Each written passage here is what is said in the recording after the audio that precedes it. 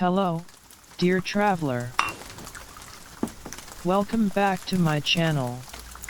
I'm so glad you're here. In today's ASMR sleep story, The Rain Dampened Silk Scarf, you'll hear gentle rain sounds, woven through a tender tale of memories and promises. Here, soft drizzle and whispered moments help you relax, unwind your thoughts, and drift gently into sleep.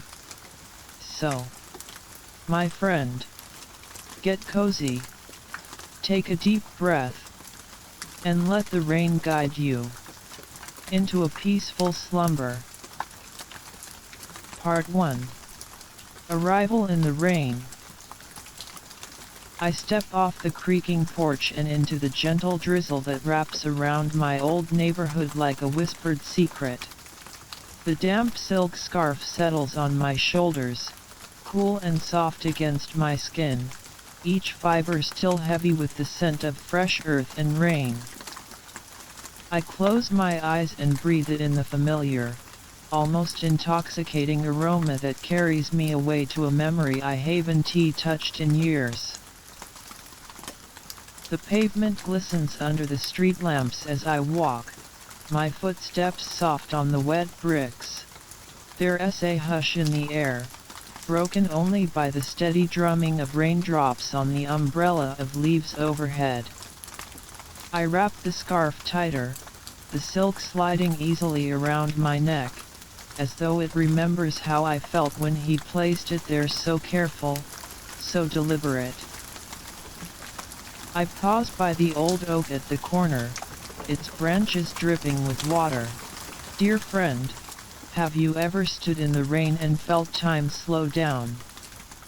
This street hasn't changed a bit, same cobblestones, same lamp posts flickering in the distance, same worn bench where I once sat in his arms. That evening feels like yesterday. I was drenched, hair plastered to my cheeks, when he appeared beneath the awning, silhouette framed by the amber glow. Without a word, he shrugged off his coat and draped a silk scarf around me, the fabric warm despite the chill. My lips curved into a shy smile as he leaned in, and the world around us blurred into a wash of rain and light. Tonight, as the drizzle patters against my coat, I let the memory carry me back. The taste of nostalgia is bittersweet, like black tea with just a hint of honey. I pass the little cafe where we shared our first coffee, steam swirling from porcelain mugs, laughter mingling with the jazz notes drifting through the open window. We sat there for hours, talking about everything and nothing, the scarf folded neatly on the table beside us, waiting to be reclaimed. A breath escapes me. Will you think of that moment, my friend, the next time you feel a drop of rain on your cheek?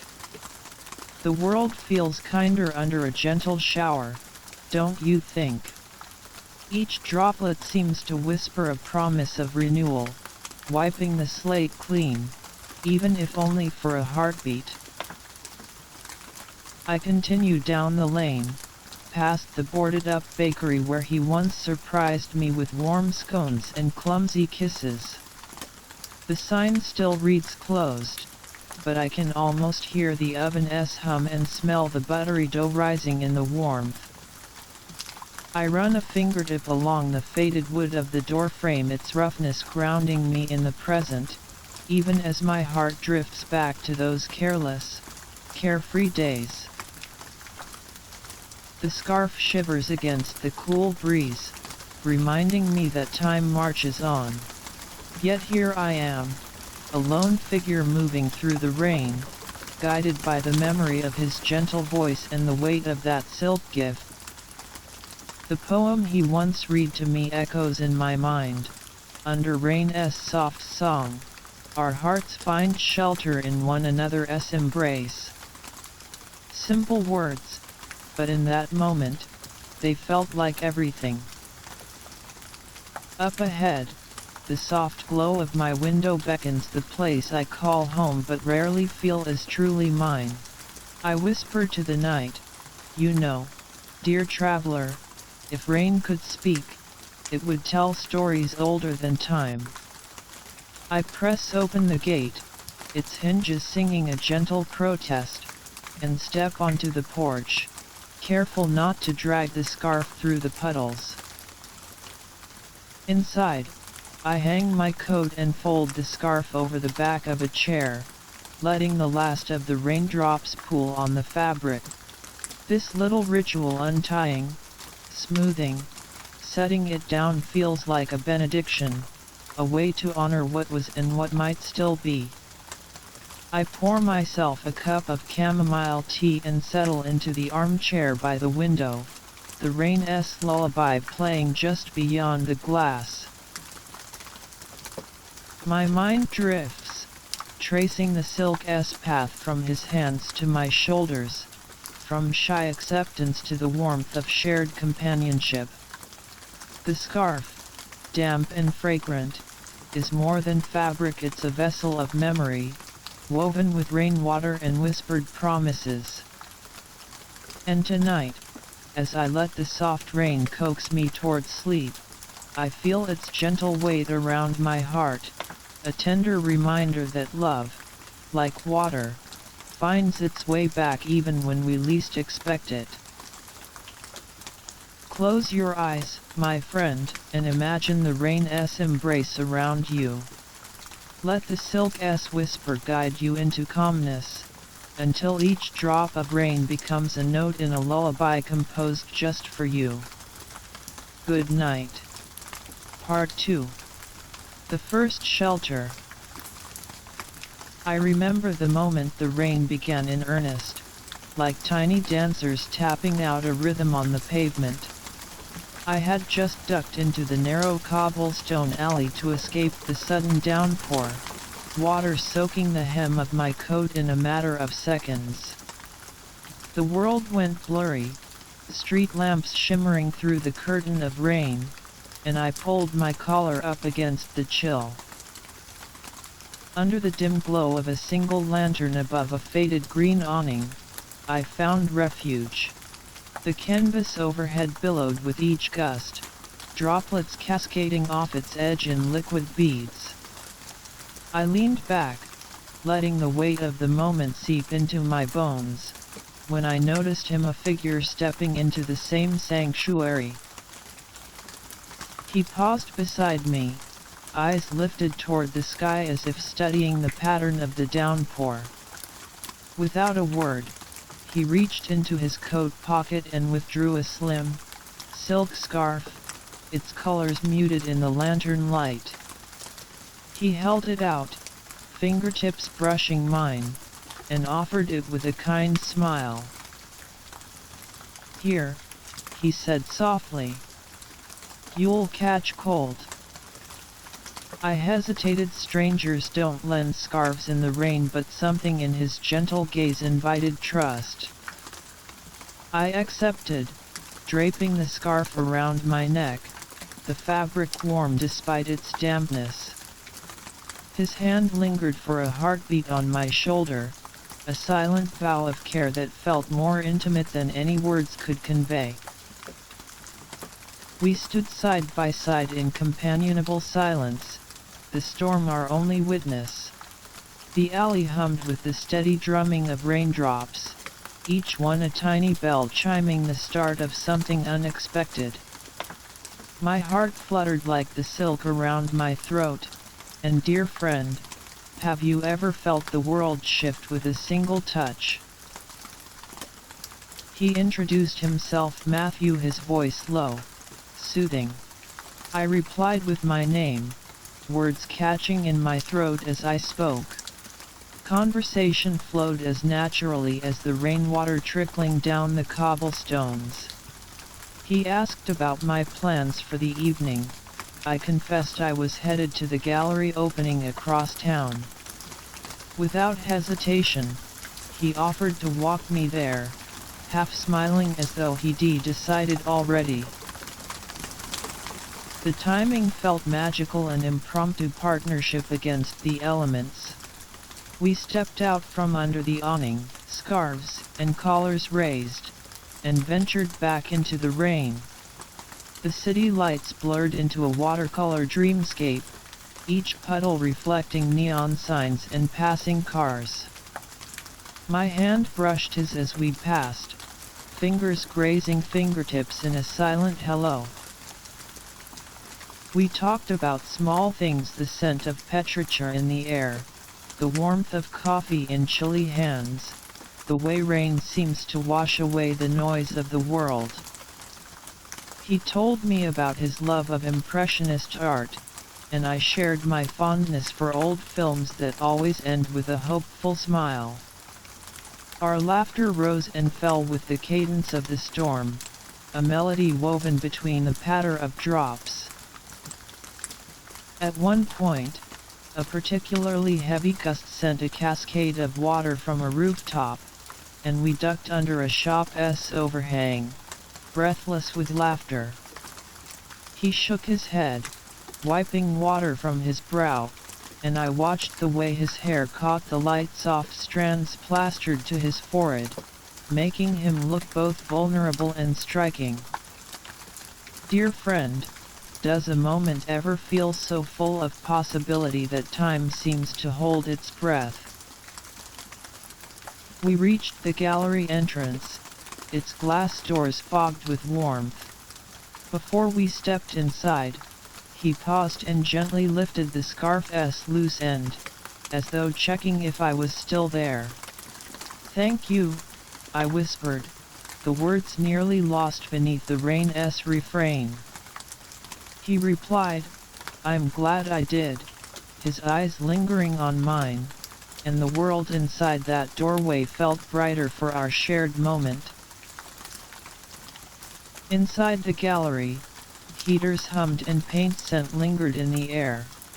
We shook off the rain, scarves dripping onto the tile floor, and wandered among canvases alive with color. His hand found mine as we admired a painting of a stormy sea, waves crashing with furious beauty, and I felt the echo of our own stormy arrival.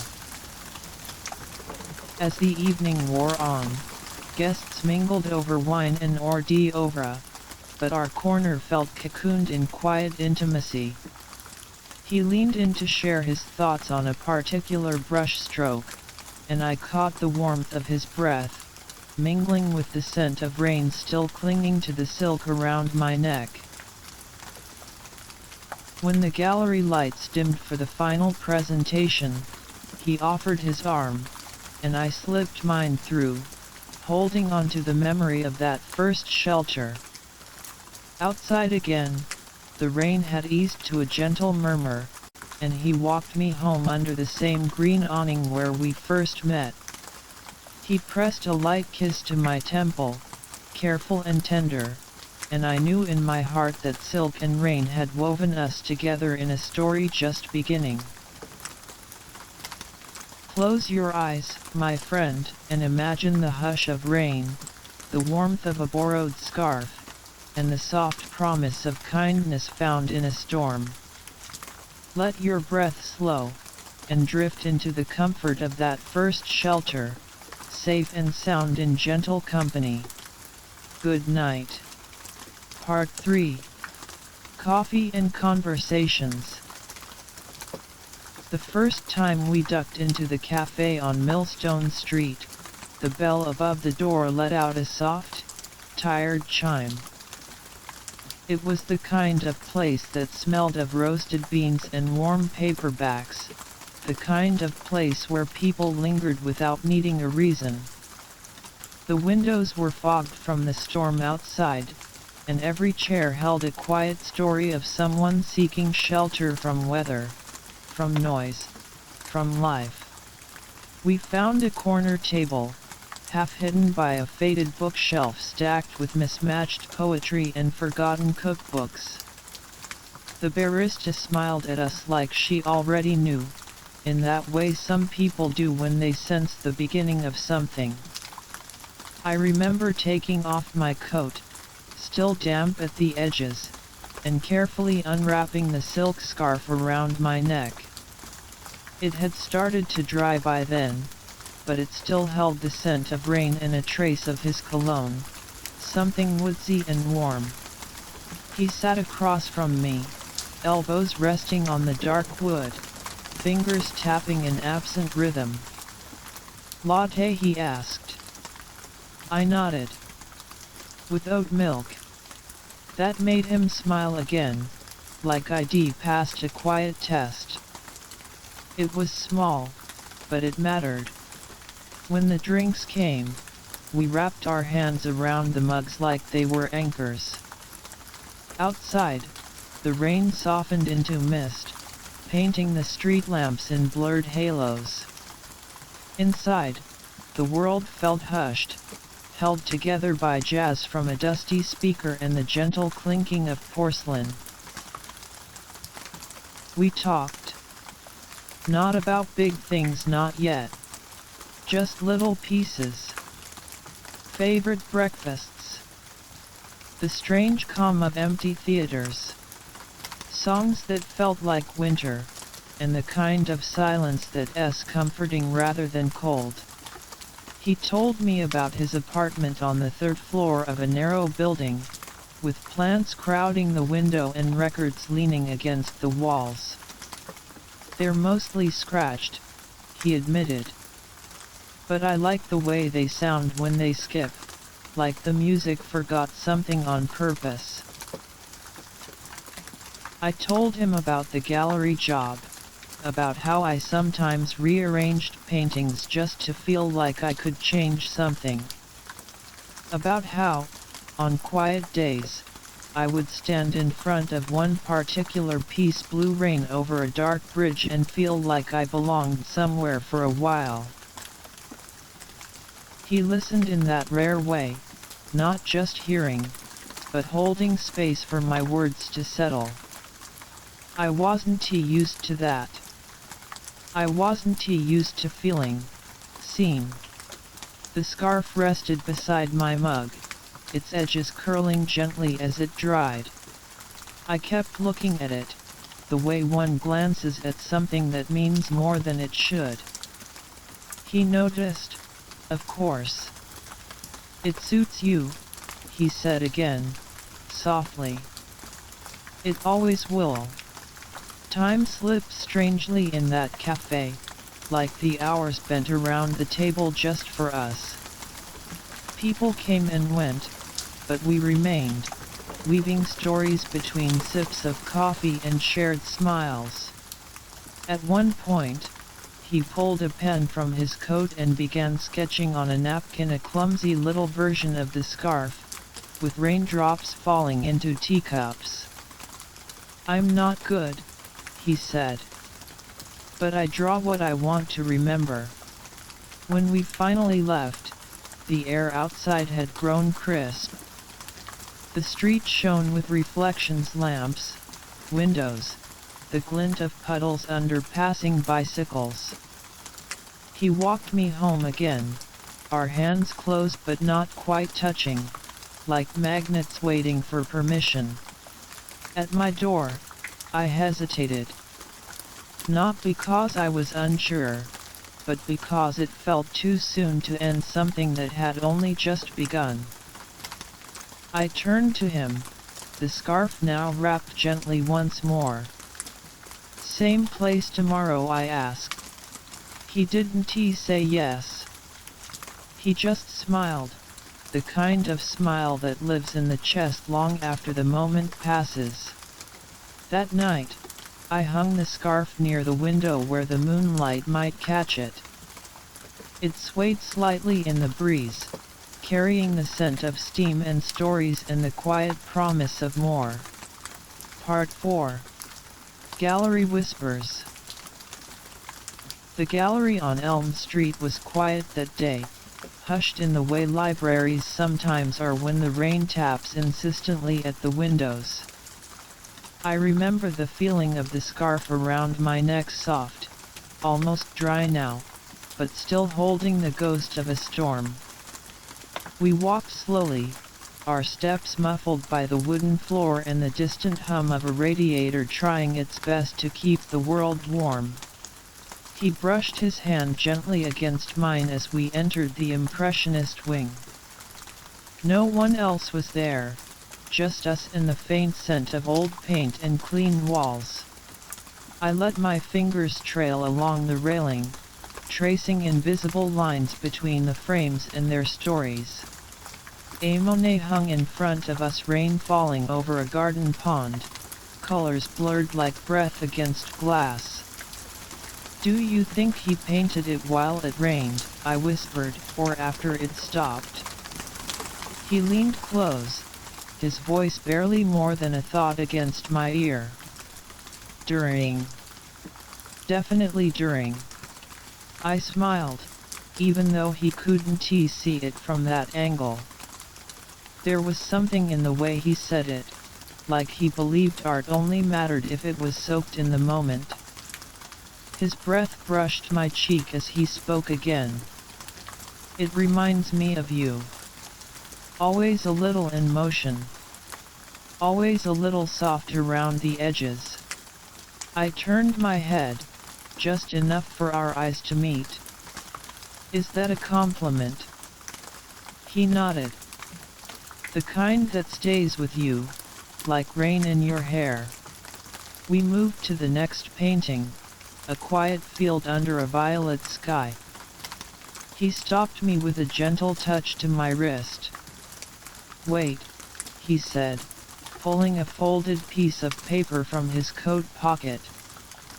It was a gallery guide, but he had scribbled something over the printed lines. A tiny sketch, a scarf twisting in the wind, rain stitched into its corners. He handed it to me like it was something fragile, something he wasn't sure he had the right to give. "I wanted to show you this here," he said softly, "because this place is where you feel most like yourself." I held the drawing, unsure what to say. The scarf in his sketch looked like it was about to take flight, as if it belonged to the wind more than to me. "You notice too much," I murmured. "That's not a bad thing," he said. "Noticing is how we fall in love, I think." We kept walking. Room by room, frame by frame. Sometimes he would whisper thoughts as if they were secrets. "This one feels like a dream I forgot," or "that blue looks like the inside of a song." I stopped trying to understand everything he said. Some things were meant to be felt, not explained. The scarf grew warmer around my neck, like it was holding those whispers too. I didn't need to speak much. He filled the space between silence and meaning without ever overwhelming it.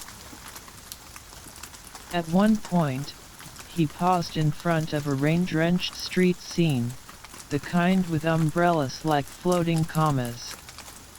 "Do you ever wonder if we're just passing moments in someone else's painting?" he asked.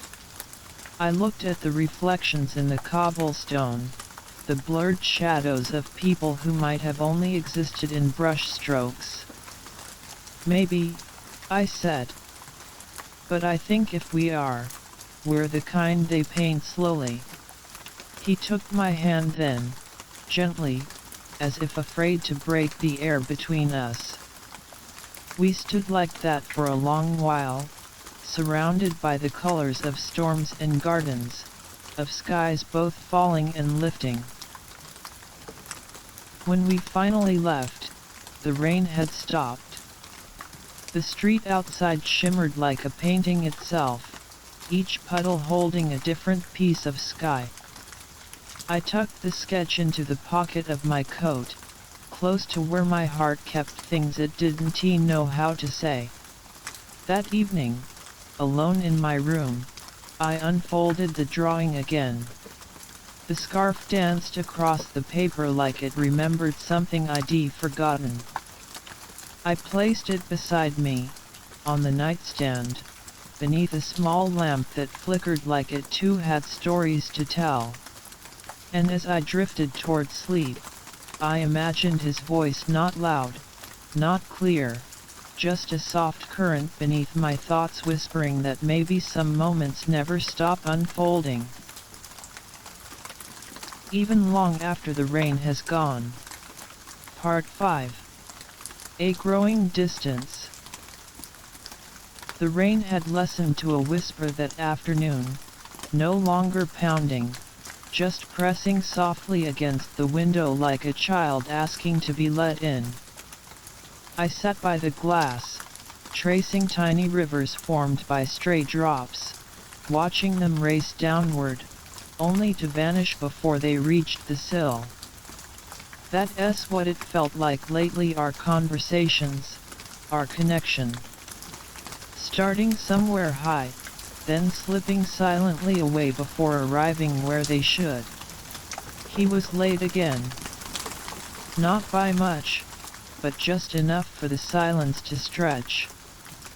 The scarf around my shoulders was no longer damp, but it carried the memory of that first storm. The scent of rain had faded, replaced by something faint and uncertain like lavender left too long in a drawer. We used to fill spaces with stories, with glances that understood each other before a single word was spoken. Now, we filled them with sighs, with long pauses that didn't feel comforting anymore. He would speak in half-thoughts, and I would respond in smiles I didn't fully mean. I remember the day he forgot the cafe we'd chosen. I waited at the corner table, scarf looped loosely around my neck, fingering the rim of my mug like it might answer for him. My phone lit up with a message, thought it was tomorrow. My thumb hovered over the screen, but I couldn't bring myself to type anything back right away. It wasn't anger I felt. It was something quieter. Like when you drop your favorite cup and it doesn't shatter, but hairline cracks begin to spread slowly, invisibly, until one day it can no longer hold warmth. He showed up eventually, hair damp from the drizzle, apologies tumbling from his lips like loose change. I smiled and said, "It's okay," because it felt easier than asking, "Are we still us?" We walked through the old park on the way home. The same one where he first wrapped the scarf around both our shoulders and said, "This way, the rain can't divide us." But now, there were umbrellas between us, physical and metaphorical. He talked about work. I nodded. I talked about a dream I had. He blinked, distracted by the buzz of a notification. The rain picked up slightly. He offered me the umbrella but didn't step closer. The space between us wasn't wide, but it felt like a street I didn't know how to cross anymore. One evening, I left him a note. Just a few lines. Not a goodbye, not quite. More like a question folded into paper. Do you still see me in the things that made you pause? I placed it inside the gallery guide he kept by his bedside, the one with my scarf sketched into its margins. He never mentioned it. And I never asked. We kept meeting, still. Dinners, walks, shared movies on the couch. But something had shifted. The moments between us had grown quieter, not peaceful, but hesitant. As if we were waiting for the other to speak something we were both afraid to hear. One rainy night, I stood in front of my mirror, tying the silk scarf slowly around my neck. It had begun to fray at the edges, a faint thread pulling loose near the hem. I smoothed it gently, fingertips memorizing its texture. I thought of his whispers in the gallery, of Monet's blurred skies, of hands that once reached for mine without doubt. I missed him most in the small gestures. In the way he used to pour sugar into my tea before asking. In how he used to know, without looking, when I needed to be held. The scarf no longer smelled like rain. It smelled like a drawer unopened for too long. Like air trying to remember what it once carried. And still, I wore it. Because some memories don't ask for permission to stay. Part 6. Reconciliation under clouds. The clouds had returned, as if summoned by the ache I'd tucked away in my chest. Not the kind that roared with storms, but the quiet, heavy ones that pulled the light down just enough to make everything feel softer and lonelier. I hadn't meant to walk through the park. My steps were guided by some half-conscious pull, like muscle memory leading me back to the places where we used to laugh without thinking. The willow trees still leaned over the path, their dripping leaves swaying gently, brushing against my scarf as I passed. It was there, by the weathered bench beneath the taller oak, that I saw him. His back was turned, hood up, but something about the slope of his shoulders, the stillness of his stance I knew. My breath caught. I could have turned around. Could have let the distance stay stretched between us, comfortable in its ache. But instead, I walked forward, each step slow and uncertain, my shoes whispering against the damp path. He turned before I spoke. His eyes found mine, unsure. There was a flicker of something familiar there, like the faint smell of petrichor rising from the earth. I wasn't sure you'd still come here, he said, his voice quieter than I remembered. I didn't plan to, I replied, fingers tightening around the edge of my scarf. But I think I needed to. Silence wrapped around us, thicker than the clouds above. The kind of silence that asks questions without sound. He gestured to the bench. Sit with me. I did. The scarf clung to my neck like an echo. Damp again, though I wasn't sure if it was from the mist in the air or the tears I hadn't yet cried. I found your note, he said finally, his eyes on the ground. Tucked in the gallery guide.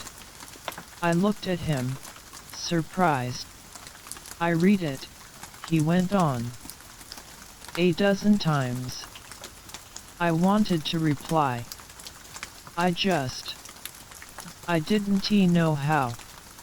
What would you have said? I asked, my voice barely above the rustling leaves. He glanced up. That I still see you. In every painting I pass, in every song that pauses just before the chorus. I see you in the rain. I didn't speak for a moment. Instead, I watched the fog settle over the grass, watched droplets collect on the sleeve of my coat. We forgot how to talk, I murmured. Somewhere between the messages and missed calls, we lost the rhythm. He nodded. I kept trying to pretend everything was fine, hoping silence would heal what we weren't brave enough to say. A bird startled from a nearby bush, wings flapping against the hush. We both turned to watch it disappear into the mist. I missed you, he said simply. The words settled gently, like leaves falling onto still water.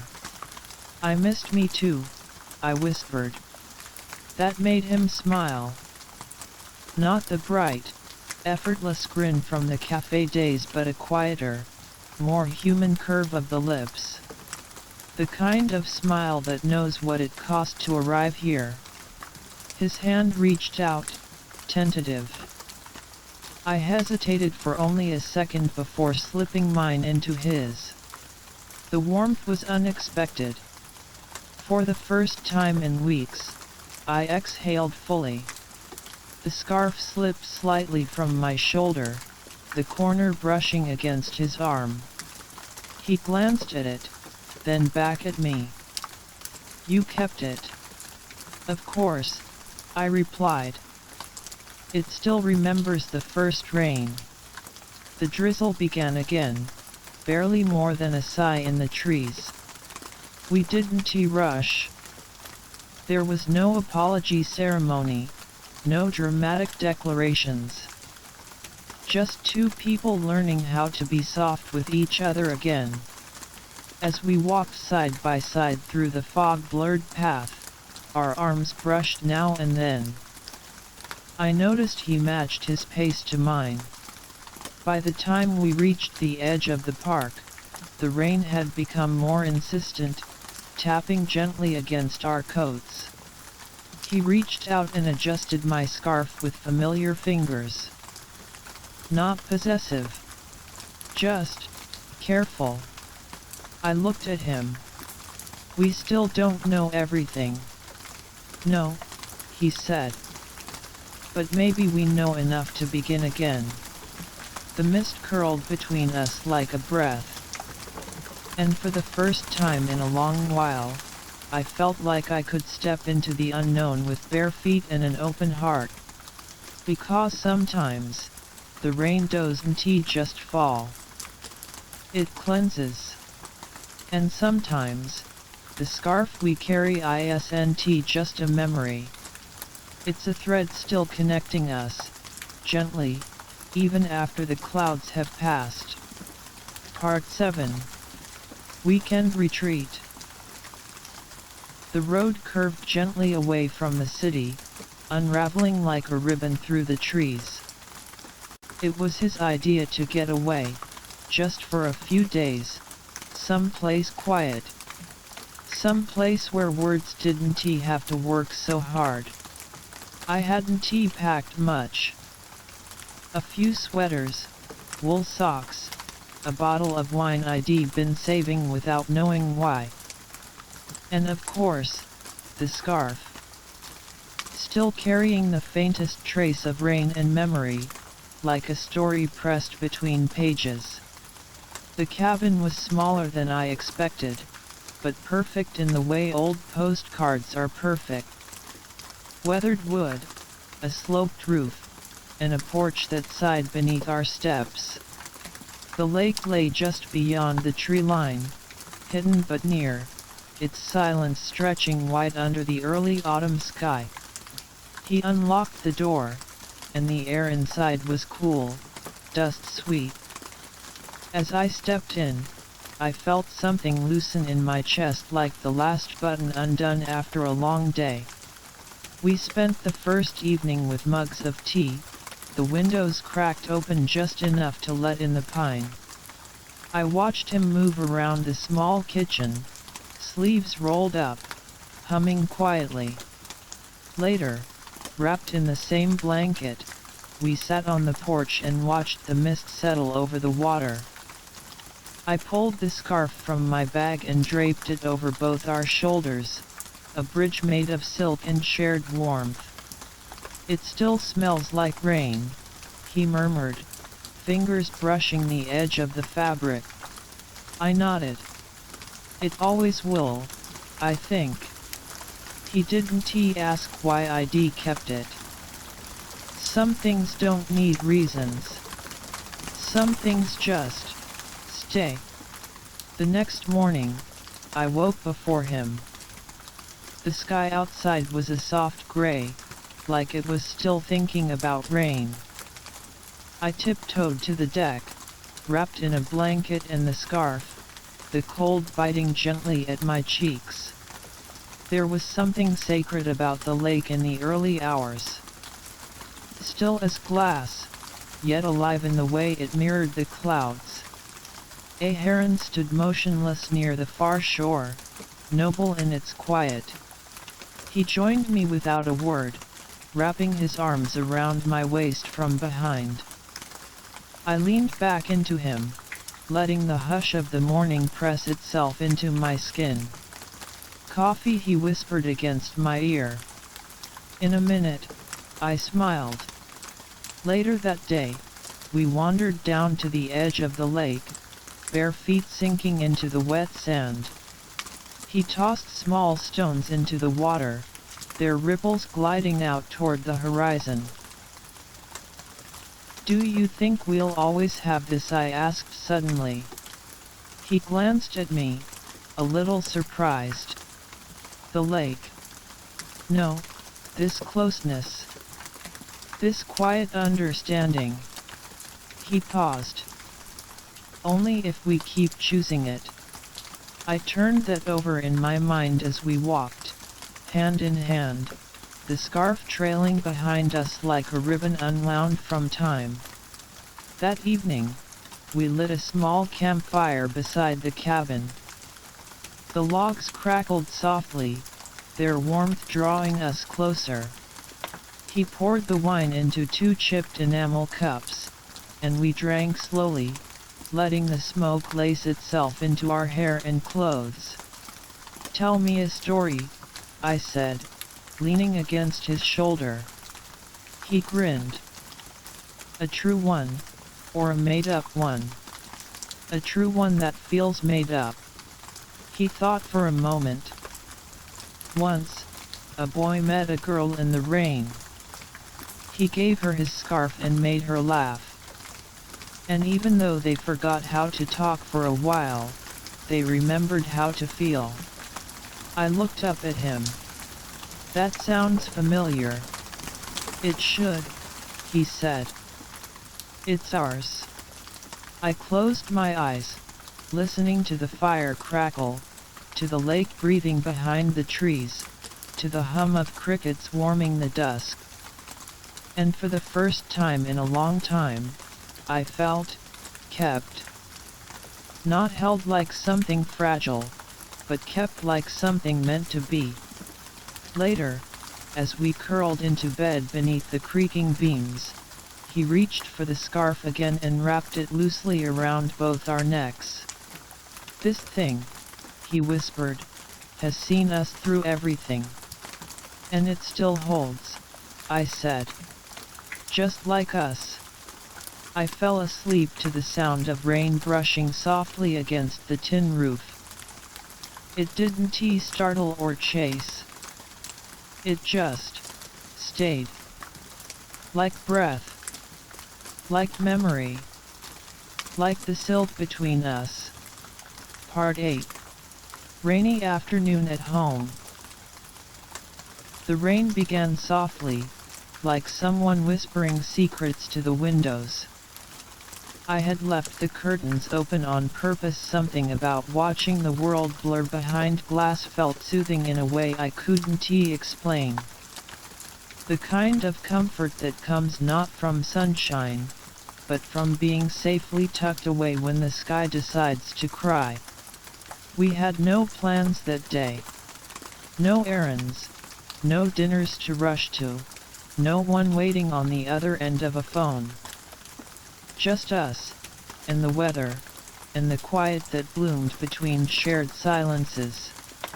He was already in the living room when I padded in barefoot, clutching the scarf I'd left drying by the heater. The silk was still cool to the touch, faintly wrinkled, still smelling faintly of pine and mist from the lake. "Tea?" he asked without looking up, already pouring water into the kettle. I nodded, letting the scarf drape across my shoulders like a memory. It fell naturally around my collarbones, as if it belonged there, part of me, part of this home we were learning to shape together. He brought me a cup first. Something herbal, chamomile maybe, touched with lavender and honey. I curled up on the couch beside him, and the steam fogged up my glasses for a moment, giving the room an even softer glow. The rain deepened its rhythm against the windows. Not harsh, just insistent, like a lullaby that forgets the words but hums the melody anyway. "Look what I found," he said, reaching for a shoebox tucked beneath the coffee table. Inside, there were old letters. Yellowed and creased, corners softened by time and maybe a little neglect. He handed one to me with the reverence of someone sharing a childhood secret. The handwriting was uneven, the ink a faded blue. I read it aloud, my voice quiet, as if afraid to disturb the ghosts sleeping between the lines. "Dear future me, don't forget how much you loved climbing trees and pretending to be a pirate. Don't grow too serious. And always keep candy hidden in your sock drawer." I laughed, a low, surprised sound. "You wrote this when you were, what, 10? 9? He grinned. I was very concerned about sock drawer integrity. I handed it back and reached for another. This one was mine. I recognized the curling script immediately, every I dotted with a tiny star. "Dear you. If you're still afraid of thunderstorms, it's okay. Let someone hold your hand. Let yourself cry if the world gets too loud. And never throw away the scarf. It knows too much." I paused, my throat catching. The scarf had slipped from my shoulders and now lay between us on the couch, curled like a resting cat. "I used to think if I wrote enough letters to myself, I could leave breadcrumbs through time," I whispered. "And now you're here," he said. "Right where they led you. We read until the sky turned a softer gray. The tea cooled in our hands, the pages began to pile beside us, each one a window into a smaller version of ourselves. Honest. Silly. Hopeful. A little scared. The rain slowed to a hush. He reached for the scarf again, gently lifting it and wrapping it loosely around both our shoulders. It was so light and yet held so much, like shared laughter echoing in a stairwell long after the joke was told. I leaned into him, my head resting on the familiar slope of his shoulder. "I think we've always been writing letters," I murmured. "Even when we didn't know where to send them." He didn't answer right away. Just pulled me a little closer, his fingers tracing the edge of the scarf. And there, beneath the rhythm of rainfall and old ink and steeped leaves, I felt something settle. A quiet truth, not loud or poetic, just warm. Just enough. Time didn't rush. It rarely does in moments like that. We stayed curled together, the scarf bridging whatever space might be been between us, listening to the soft thrum of the storm beginning again. And somewhere inside me, the girl who used to write letters under her blanket smiled, knowing she had finally arrived. Not at the end, but at something that felt deeply like home. Part 9. A Gift of Silk. I remember the box first. It was small, square, and tied with the thinnest red ribbon, the kind that looks like it might dissolve in water or sigh away with the wind. He held it behind his back when he came through the door, cheeks pink from the cold, eyes holding something playful and quietly sure. "For you," he said, and placed it in my hands. "Open it slowly." So I did. I untied the ribbon first, letting it curl across my lap like a river of soft breath. The lid came away with the faintest sigh, and inside a fold of silk, palest gray, almost white, almost silver. It shimmered without light. I lifted it gently, the way you lift a memory you've waited your whole life to remember. The scarf spilled across my fingers, soft and impossibly smooth, as though it had once been wind. Where? I began, but he was already sitting across from me, chin in hand, smiling like someone watching the rain find its rhythm. Lisbon, he said. There was this tiny shop on a quiet side street, the kind of place that smells like old cedar and speaks in whispers. I listened. It was hanging in the window. Nothing else around it. Just that scarf. And I thought, that looks like you. This scarf fluttered slightly in my hands as if agreeing. I pressed it to my cheek, and it felt like the memory of a song I didn't know I'd forgotten. It feels like a promise, I whispered. He nodded. That you'll never be without warmth. Not when storms come. And later, when the storm did come, not the kind that breaks windows, but the kind that breaks silence as I reached for it. The first time I wrapped it around my neck, rain was already kissing the sidewalks.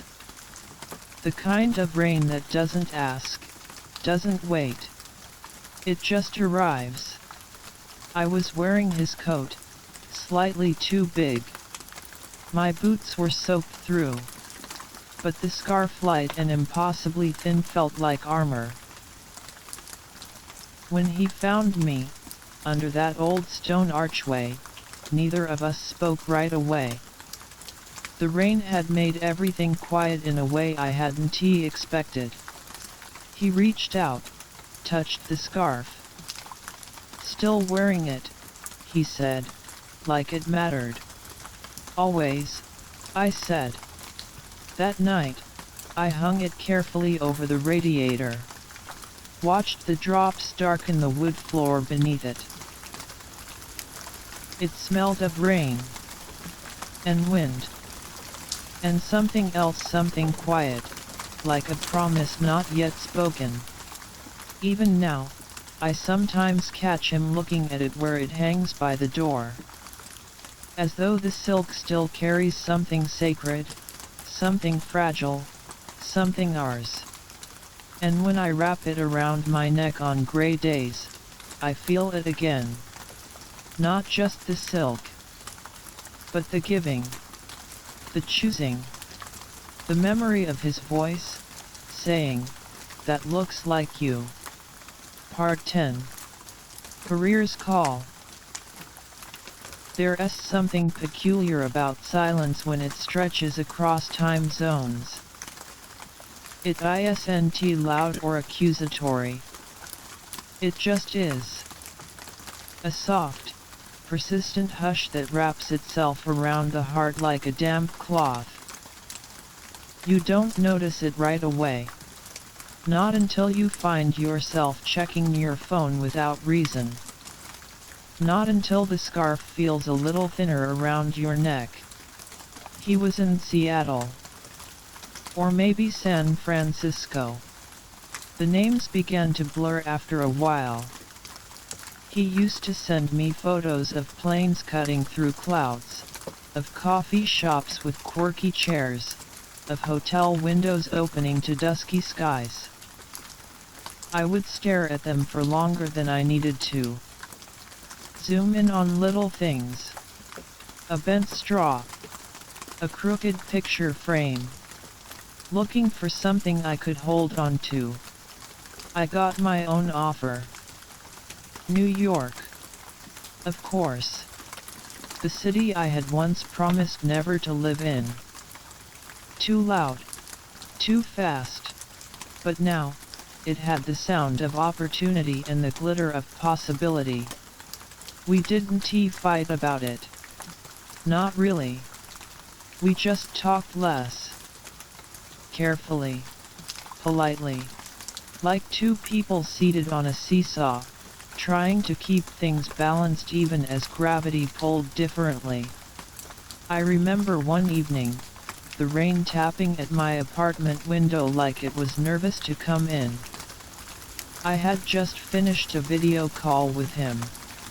His face pixelated, then frozen, then gone. I didn't cry. But I did reach for the scarf. Our scarf. The one he gave me on his first trip abroad. It still smelled faintly of lavender and foreign bookstores. But the fabric, it was different. Not torn. Just stretched. Like it had been pulled too many ways for too long. He called 2 days later. Asked if I wanted to meet halfway. Not metaphorically. Literally. A cabin in the middle of nowhere. Somewhere neither of us belonged. I smiled and said maybe. Maybe is a soft place to rest when you're not ready for yes or no. At night, I lay in bed, scarf draped across my chest like a quiet question. I traced its edge with my fingertips. The way he once did with my collarbone. Time was folding us into different pages. I could feel it. A gentle tug at the corners. The kind that doesn't tear you in half. Just slowly, quietly, rewrites the story. And still the rain came. Soft. Steady. Like a memory that hadn't yet decided if it was comfort or ache. Part 11. Letters across miles. Sometimes, words take longer to arrive than the silence that follows them. After the calls grew too sparse, too clipped, we started writing letters again. Not emails, not texts, but honest to paper, envelope sealed, breath-held letters. He said there was something sacred about ink. How it doesn't allow you to revise your feelings too much. How a sentence, once written, must stand in its rawness. I agreed. Mostly. But I also knew how easy it was to misread tone when all you have is handwriting and a fading postmark. The first envelope arrived on a Monday morning. Pale blue, the color of worn denim and unsaid things. My name in his slanted print, a little bolder than I remembered. I didn't open it right away. Let it sit on the counter beside the kettle. Let the steam curl around it like a question I wasn't ready to answer. Outside, it was raining. Not a storm, just a slow, persistent drizzle, the kind that lingers without demanding attention. I finally tore it open as the tea bag darkened the water. His words came gently, even on the page. He wrote about work. About his new apartment with too many windows.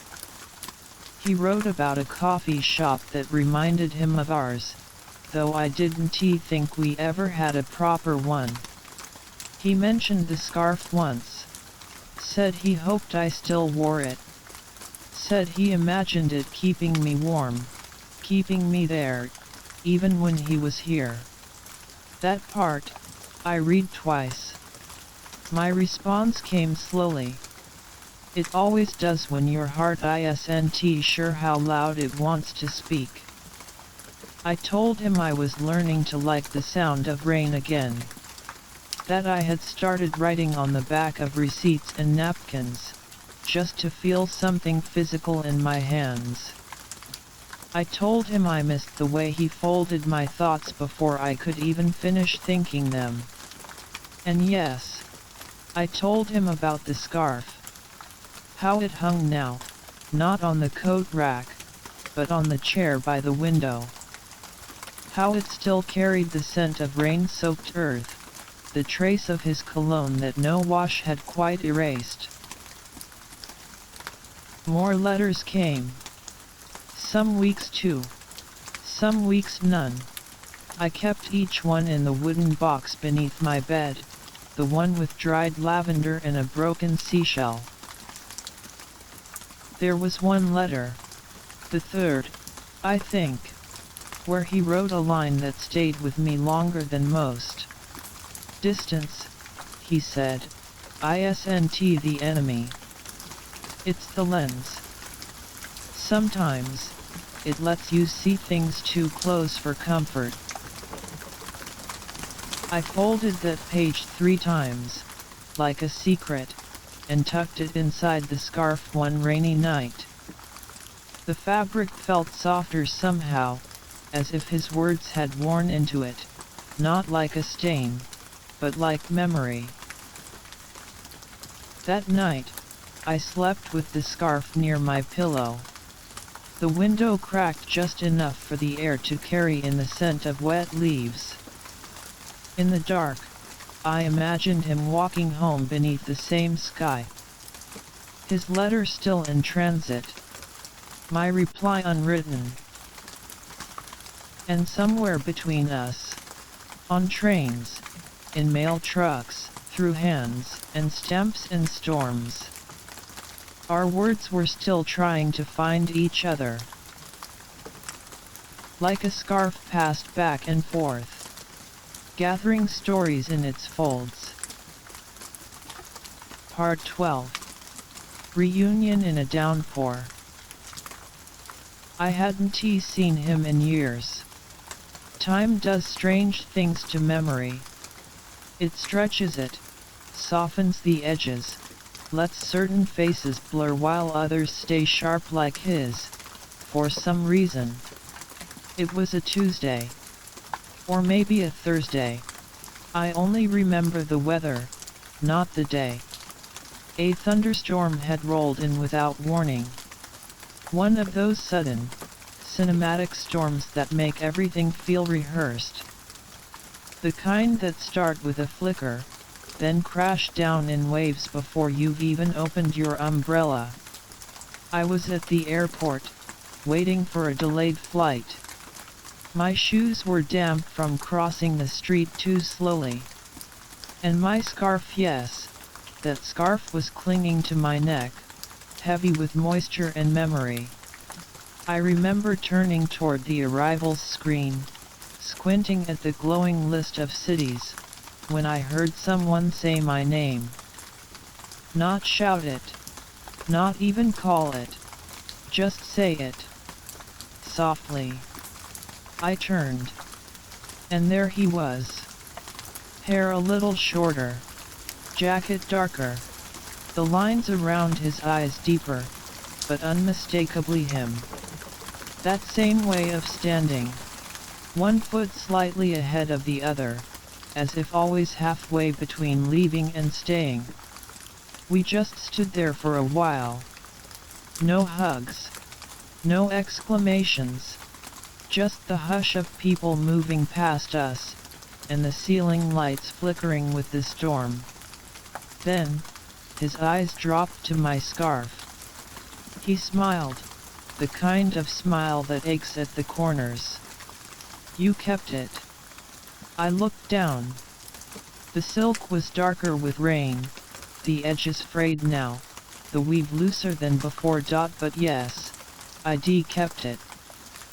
Through cities and seasons, through dry spells and downpours. I did, I said. It's been through a lot. He chuckled. So have we. We sat on a bench by a window overlooking the runway, steam fogging the glass. Outside, the rain beat steady rhythms against the concrete. each drop a metronome for the conversation we hadn't yet begun. He told me about a city by the coast where he now lived, where the sky was always open and the nights came gently. I told him about late walks and lemon tea and how silence had become a kind of language. There were pauses between us. Long ones. But they didn't feel awkward. They felt earned. At one point, the scarf slipped from my shoulders, sliding onto the floor. He picked it up slowly, carefully, like it might still be carrying our younger selves in its threads. He ran his fingers over it. "Still smells like rain," he murmured. I wanted to say something poetic. Something like it always does when you're near. But I didn't. I just nodded. Because some words, even whispered, are too loud in moments like that. They called his flight before mine. He stood, hesitated, then leaned in, not for a kiss, but just to brush his hand along my arm. "Take care," he said. "You too." He paused, then added, "Maybe next time it won't be raining." But we both knew it would be. Because some stories only know how to unfold in the rain. And some memories are only ever found in a damp silk scarf, clinging to your skin like the past refusing to let go. Part 13. An Umbrella Promise. The rain came down in sheets. The kind of downpour that makes the world feel small, tucked away in its own little universe. And yet, under that sky, there we were. It was the second time I'd seen him in years, though it felt like no time had passed at all. We were standing under the overhang of a small cafe, both of us drenched, waiting for the rain to take its leave. The city around us was busy, people rushing with umbrellas in hand, trying to keep dry. But we just stood there. There was something about that moment, about the rain, that made the space between us feel less important. The noise of the world faded, and it was just him and me, caught in the quiet hum of a familiar kind of magic. Without a word, he reached for the umbrella between us, adjusting it slightly, so it covered us both. The edge of it brushed against my cheek, a soft reminder of how close we were. His fingers brushed the side of my arm, a simple touch. "I think this was always how it was meant to be," he said, his voice low and warm, like the first sip of tea on a cold morning. I didn't answer right away. I didn't need to. He smiled, that smile I knew so well, the one that crinkled the corners of his eyes, and with a careful hand, he took the silk scarf from my shoulders. The rain had soaked it, but it felt like home, like the way things used to be. He held it gently, the fabric between his fingers like a memory wrapped in warmth. "I'll always protect you from the storm," he said, his voice almost a whisper, carrying a vow as old as the rain itself. I looked up at him then, feeling the weight of his words, how they settled into the space between us. A promise. A vow. Something quiet. Something true. We stood there for a moment longer, the sound of the rain pattering on the umbrella above us, like the world sighing with contentment. And then, Slowly, almost without realizing it, he pulled the scarf back around my shoulders, tucking it carefully. It was soft against my skin, even though it was still damp from the rain. "I'll weather every storm with you," he murmured, his lips close to my ear, so close I could feel the warmth of his breath. My heart fluttered in my chest, and I wanted to say something, but the words felt too big for the moment. Instead, I just nodded, because in the end, it wasn't the words that mattered, but the promise wrapped around us both, in the quiet, in the rain, and in the silk of that scarf. We were two people who had lived through storms, in the literal and figurative sense. And here, under this umbrella, I realized that some promises don't need to be spoken aloud. Some promises just are. He took my hand then, as the rain began to lighten, and I didn't need to ask where we were going. Because with him, I already knew. Together. Through every storm. And just like that, the rain stopped. Part 14. Quiet Married Life. The mornings are always a little softer now. The sunlight filters through the blinds, casting gentle lines across the room, and the air smells like warm coffee, soft sheets, and the faintest trace of rain. It's funny, isn't it, how the rain, even when it's long gone, still lingers in the corners of your life. Every morning, I wake up to the soft rustle of his movements beside me.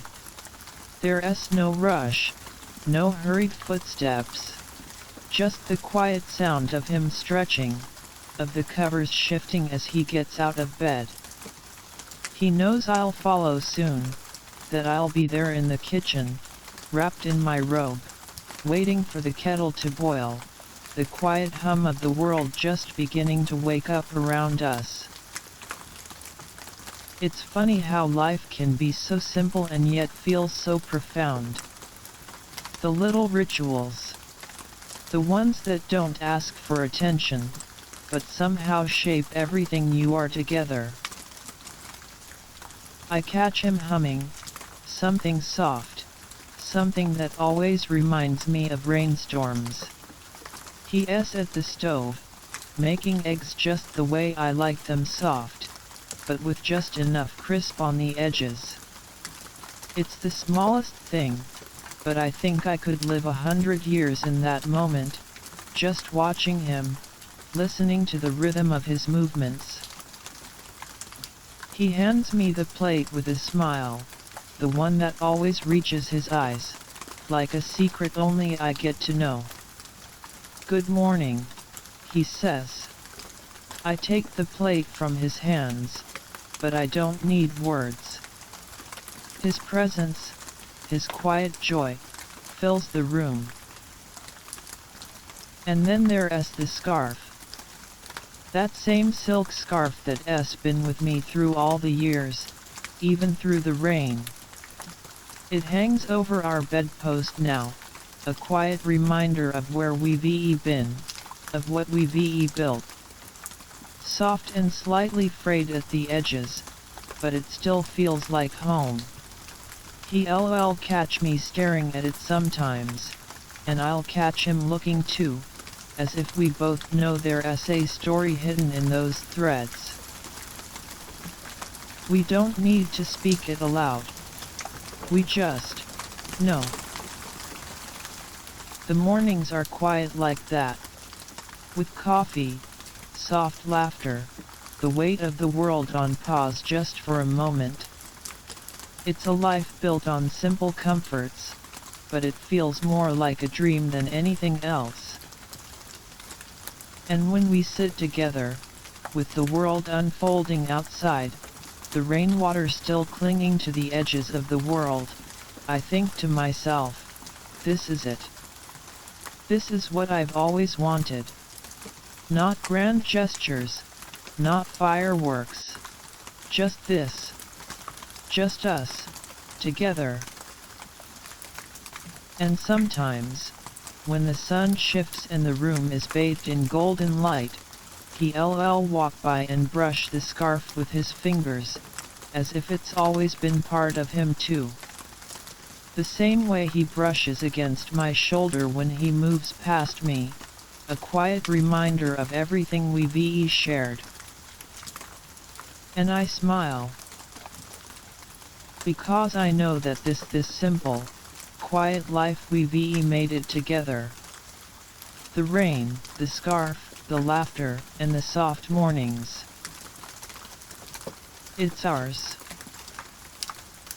Part 15. The Unraveling.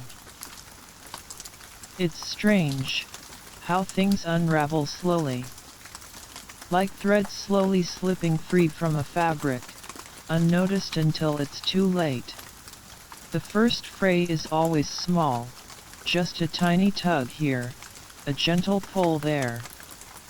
At first, you think nothing of it. You tell yourself, it's just life. Just the way things go. But then, you start to feel it, don't you? The little things. The things you used to laugh about, now brushed aside.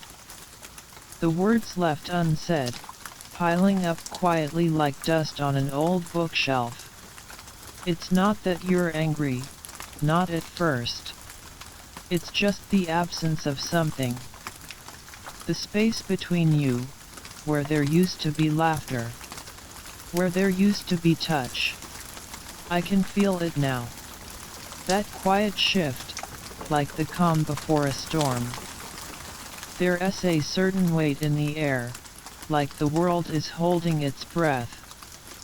The silence stretches long, and I find myself clutching at the moments that used to feel effortless. The soft hum of the morning, his warm presence beside me. And yet, something isn't quite right. It's the silence between our words, the way our gazes no longer meet as easily. We don't talk about it. Not yet. But I feel the distance growing, like an invisible thread stretching between us, thinner and thinner, until it feels like it could snap at any moment. He doesn't notice, or at least he doesn't say anything. He's lost in his thoughts, wrapped up in his work, and I've stopped trying to pull him back. Maybe I should be said something sooner, but what good would it have done? Words don't always fix things. Sometimes they only make things worse. One afternoon, the sky turns an unsettling shade of gray. The rain starts to fall, steady and relentless, and we're sitting at the kitchen table. I don't know what it is, maybe the weather, or maybe just the weight of everything that's been left unspoken, but suddenly, the air feels charged. I look at him. Really look at him, and I don't recognize him for a moment. Not in the way I used to, anyway. The way he looks at me feels different, colder somehow. It's as if we're strangers, sharing the same space but living in different worlds. And then, it happens. A single word, and another. The dam breaks. Suddenly, there are no more silences, no more pauses. The words snap tight between us, sharp and heavy, like thunder. The things we've been avoiding, grievances, regrets flood the space. It's messy and raw, and it feels like it's been building up forever. I don't know how to stop it. It's like a storm we've been walking toward without realizing, and now that it's here, I don't know how to escape. In that moment, I feel the distance for the first time, really feel it, in my chest, in my throat. I wish I could take back the things I've said, the things I've left unsaid. I wish I could find the words that would fix it all, but they're gone, slipping through my fingers like rainwater. When it's over, there's nothing left but silence. The kind of silence that echoes in your ears, filling the empty spaces where warmth used to be. I don't know if we'll ever find our way back to each other, but I still hold on to the hope that maybe, just maybe, we will. Part 16. Scarf in Solitude. It's strange how something as small as a scarf can carry so much weight. A simple thing, really. But there it is, hanging in the corner of the room, untouched for weeks now. Still damp from the rain that night, the night we huddled together under its folds, the night he whispered promises into my ear. I've always known it was more than just fabric. It's a thread, a lifeline, tangled with everything we were, everything we had. But now it sits there, abandoned, like a reminder of everything I'm not sure I want to remember. I look at it sometimes, from across the room, where it hangs in the corner like a forgotten ghost. The rain has faded from its threads, but there is still the faintest scent of earth and wet pavement, clinging to the fibers like a secret. A secret I'm not sure I'm ready to face again. It's not that I want to forget. I couldn't if I tried. But every time I touch it, every time I let my fingers brush against the silk, I'm pulled back to that moment, the way he held me, the way the rain fell around us, soft and endless. His voice low in my ear, promises that felt as if they could never break. And yet, here I am, sitting alone, the scarf still there, still waiting. I don't know why I haven't put it away. Maybe I'm afraid. Afraid that if I move it, if I tuck it away, I'll lose something precious. Or maybe I'm afraid to let go of something that never really belonged to me in the first place. I don't know anymore. It's been weeks. Weeks of silence between us, weeks of unanswered questions. And yet, the scarf remains. A quiet witness to everything that's changed, to everything that's broken. I try not to think about it. I try to push it all aside, to focus on anything that doesn't carry his ghost in the air. But sometimes, when the house is still, when the world is quiet and the light falls just right, I can't help but see it. That scarf, draped over the bedpost, still holding the scent of rain, still holding the echo of his voice. I tell myself it's just a thing, just a scarf, but I know better. It's more than that. It's everything I can't let go of, everything that's still here, even when I wish it weren't. I wonder sometimes if he still thinks of it, of me, if he touches it like I do, if it brings him the same bittersweet memories. Or maybe he has moved on, forgotten. Maybe he doesn't even remember the way it felt to be wrapped in the warmth of it, wrapped in the promise of something that was supposed to last forever. But I can't help myself. I can't just throw it away. So it stays. Hanging there, a symbol of everything lost and everything I'm still trying to hold on to. I wish I could forget. But there it is, reminding me of him, of us, of everything that used to be. It's strange, the way something so small can carry so much weight. But here I am, unable to move it, unable to let go. And maybe that's all I'll ever be, stuck in the space between what was and what might never be again. Part 17. Rain's Invitation.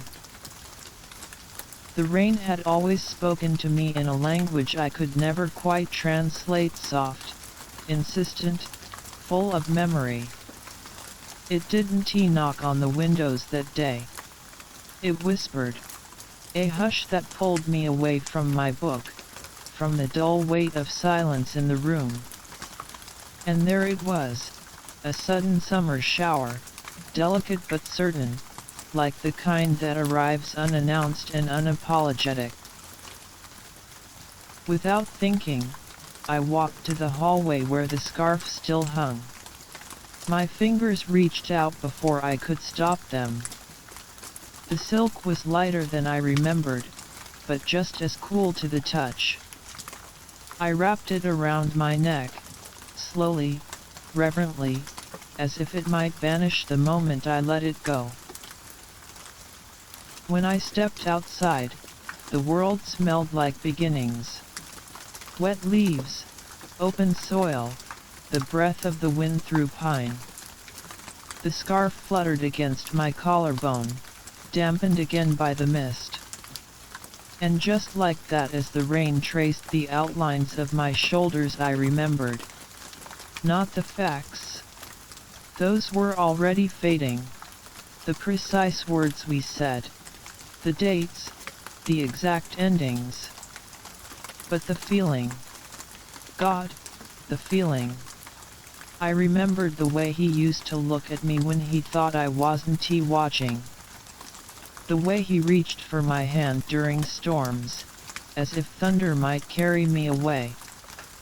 I remembered laughter in the kitchen, wet socks left at the door, how the scarf once dried both our hair as we danced barefoot under a leaking roof. I remembered love. Fierce, flawed, wild. The scarf clung to me now, heavy with memory. And I let it.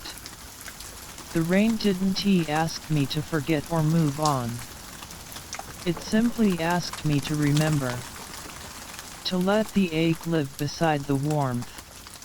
I tilted my face upward and closed my eyes.